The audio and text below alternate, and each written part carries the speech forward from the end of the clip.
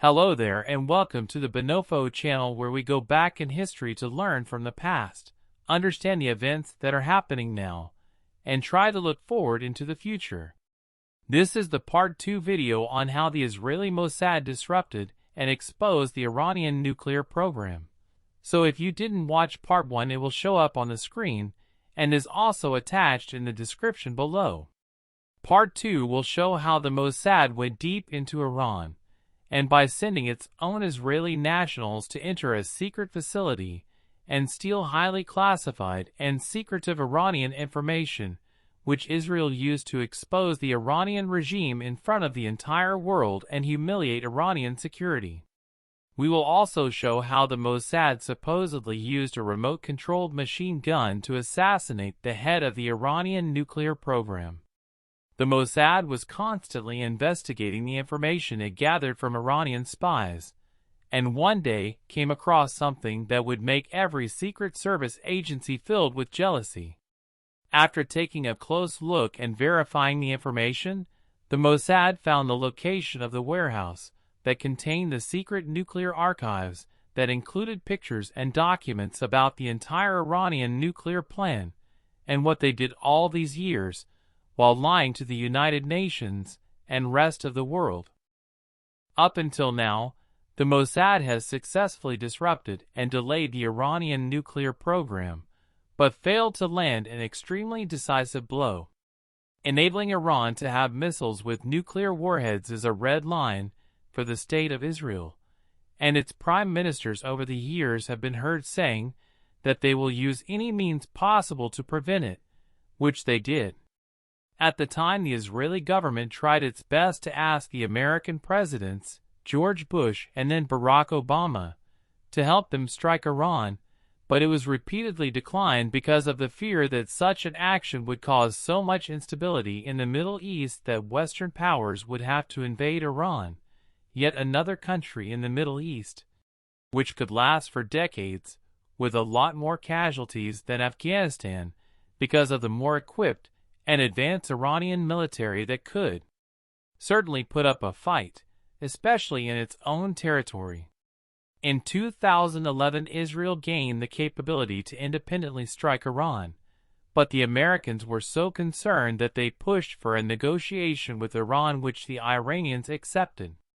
This was a major setback for Israel's plan to strike because using a military option while engaging in diplomacy would bring huge criticism from the international community.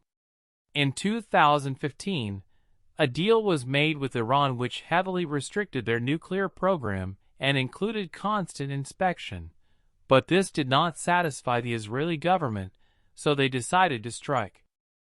After signing the deal, Iran had to stop working on its nuclear program for a while, so the government decided to document all the knowledge they gained, so that in later years, when the program continues, the nuclear program would continue smoothly and future scientists could build on top what has already been achieved instead of starting over. Many would guess that these nuclear archives, that included secret documents and military information, to be stored in a facility with thousands of guards and constant surveillance, but the Iranians decided to do the opposite. They tried to fool everybody by storing the nuclear archives in random warehouses that looked unimportant, with a relaxed security, and every now and then would transfer the archives to other insignificant warehouses around the country. This tactic could have worked, but the Mossad managed to figure it out. Through its intelligence, which includes spies, satellites, informants, and other resources, the Mossad learned the schedule and order of when the archives would be moved, the type of transportation that would be used, and the location of the new warehouse that would store the archives. After years of preparation, the members of the Israeli Mossad entered Iran to steal the archives. The Iranian Nuclear Archive, which was called AMAD, had thousands of documents, so the goal was to steal the most relevant and important documents. It happened on the night of January 31st. The Mossad agents had 6 hours to strike and leave the area without getting caught. They found an unguarded opening and disabled the security alarms and cameras. Inside the warehouse, there were files with different colors that signified different importance, and the most important ones were the black files that had information such as how to build a nuclear warhead. Since the Mossad had reliable information, the agents knew where the black files were stored and quickly rushed to get those files. After getting what they wanted, the Mossad agents now had to escape without getting caught. They put so many pages and disks in their bags that it weighed hundreds of pounds, so they had used multiple trucks, each carrying a certain amount, so that when the Iranian guards find out that the warehouse was broken into and alert the security forces, the trucks would go in different directions to ensure that even if one gets caught, the other ones will make it. Eventually, all of the trucks made it to Israel, and the files were immediately investigated.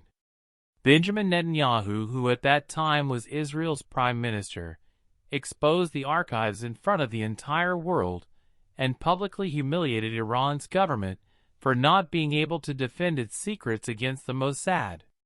Although the documents proved that Iran was lying in the late 1990s and early 2000s about not building a nuclear weapon, it still did not prove that it violated the 2015 nuclear deal that it signed with the international community. After exposing the documents and discussing with President Donald Trump, who replaced Barack Obama and was more pro-Israel, the 2015 nuclear deal with Iran was canceled. Among the retrieved documents, there was the name Mohsen Farizade, the head of the Iranian nuclear program. For years, the Mossad tried to assassinate him, and could not until 2 years after this entire operation. Mohsen was extremely careful, as he knew that the Mossad would try to get him like they did previous scientists, and was put under heavy security.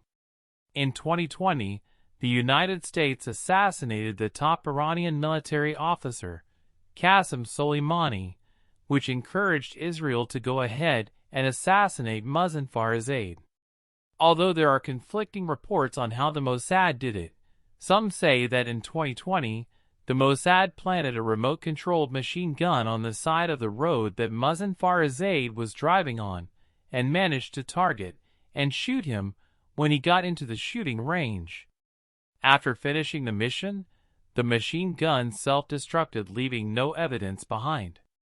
There were many actions by the Mossad that we still don't know about, but one thing we do know is that it is one of the most dangerous organizations in the world. This has been Bonofo, and please remember to like, share, and subscribe.